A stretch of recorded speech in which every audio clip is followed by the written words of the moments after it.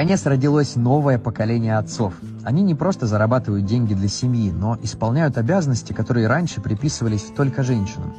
Современный папа участвует в жизни детей, уважает их чувства, понимает важность вовлеченного времени вместе.